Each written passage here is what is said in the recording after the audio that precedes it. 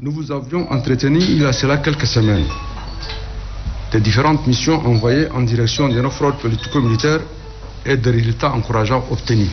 Dans la perspective de la tenue du pré-dialogue et des préalables avancés par nos frères politico-militaires, le président du Conseil militaire de la transition, chef de l'État, a promulgué 2 lois portant amnistie générale. Il a également signé un décret mettant en place une commission ad hoc de haut niveau chargée du recensement et de la restitution des biens immobiliers saisis appartenant aux politico-militaires et qui est à pied d'œuvre.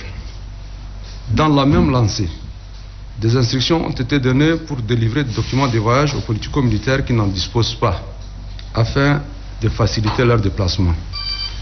Nous tenons à le remercier très sincèrement pour sa grandeur d'esprit et sa vision, et prions Dieu, le Tout-Puissant, à nous accompagner tous et ensemble pour le retour définitif de la paix au Tchad.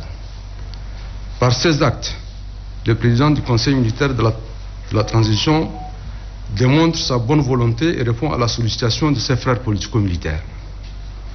Pour le pré-dialogue avec le responsable du mouvement armé, il a été convenu de se retrouver dans un pays frère qui devrait accepter d'abriter nos assises.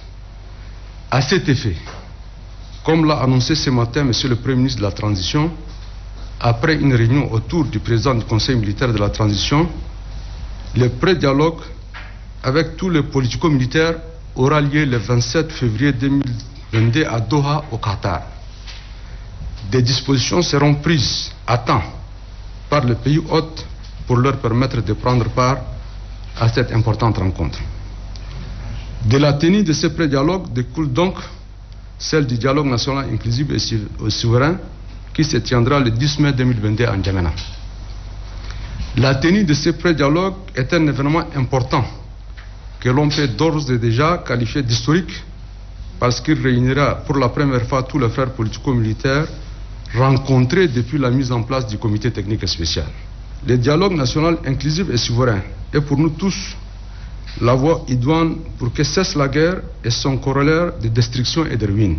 Nous avons donc l'obligation morale et éthique d'emprunter le même chemin du dialogue, de la réconciliation et de la paix pour consolider notre unité afin de nous inscrire résolument en tant que peuple sur le chemin de la coexistence pacifique, la seule option pour relever les défis de développement socio-économique.